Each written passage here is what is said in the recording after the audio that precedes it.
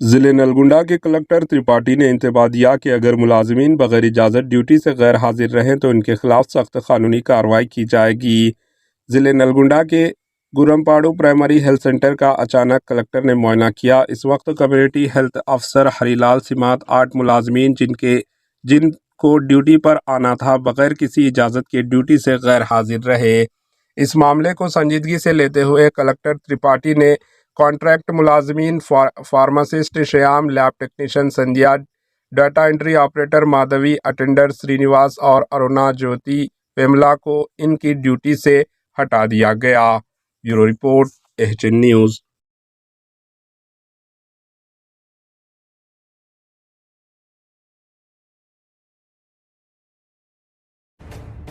HN news के YouTube channel को subscribe करें और बेल आइकन को दबाना ना भूलें ताकि आपको हर नई आने वाली वीडियो का नोटिफिकेशन बर वक्त मिल सके।